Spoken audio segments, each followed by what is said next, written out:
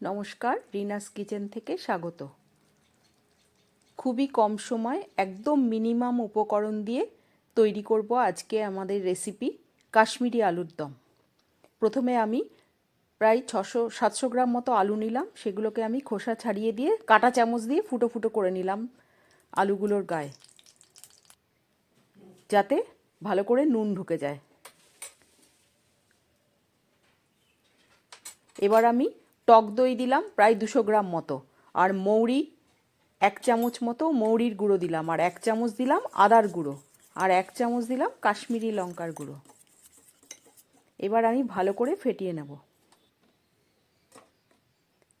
এবার আমি কড়াইতে তেল দিলাম, সর্ষের তেল পরিমাণ মতো দিয়ে এবার লো ফ্লেমে আলুগুলোকে ভাজতে হবে ভালো করে, যাতে ভাজতে ভাজতেই 80% সেদ্ধ হয়ে যায়।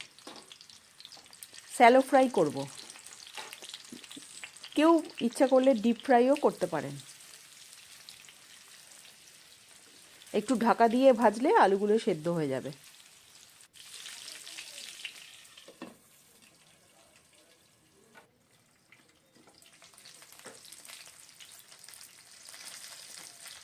একটু লালচে লালচে করে ভাজতে হবে আলুগুলোকে।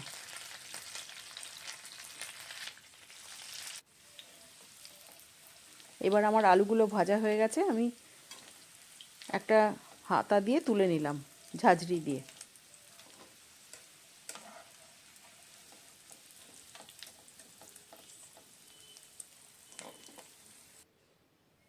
এবার আমি ফোড়ন দিলাম, এলাচ 4টে, জয়িত্রী 1টা, লবঙ্গ 4টে, আর দারচিনি 4টে, আর 1 চামচ মতো হিং দিলাম ফোড়নে। এবার হিঙের যে সুন্দর গন্ধটা বেরিয়ে আসলে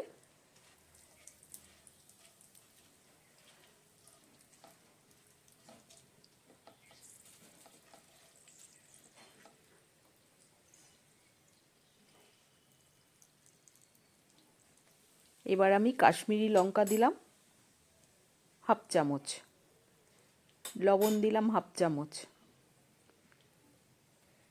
আর হলুদ গুঁড়ো দিলাম।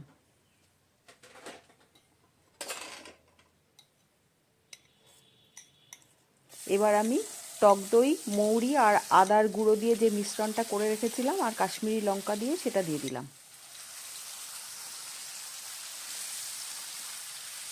এখন আমি গ্যাসটা অফ করে নিয়েছিলাম, না হলে দইটা ফেটে যাবে। বা লো হিটে নিতে পারেন বা গ্যাসটা অফ করে দিতে হবে। আমি গ্যাসটা অফ করেই দিয়েছিলাম। গ্যাসটা অফ করে দইটা দিয়ে নাড়িয়ে আবার একটু পরে গ্যাসটা জ্বালিয়ে দেবো।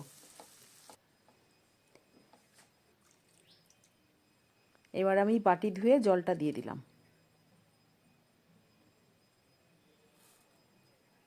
এবার আমি 1/2 চামচ মতো চিনি দিয়ে দিলাম।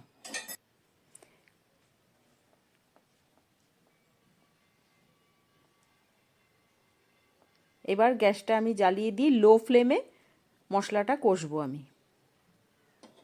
এবার আমি আলুগুলো দিয়ে দিলাম।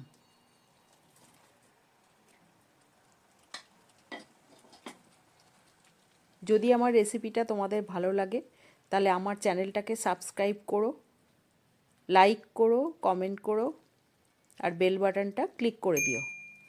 এবার আমি লঙ্কার গুঁড়ো দিলাম একটু। এবার ঢাকা দিয়ে আলুগুলো সেদ্ধ করতে হবে। এবার আমি 2 চামচ মতো কাজু বাদাম বাটা দিলাম। 7-8টা কাজু বাদাম বেটে নেবেন, গরম জলে ভিজিয়ে রেখে।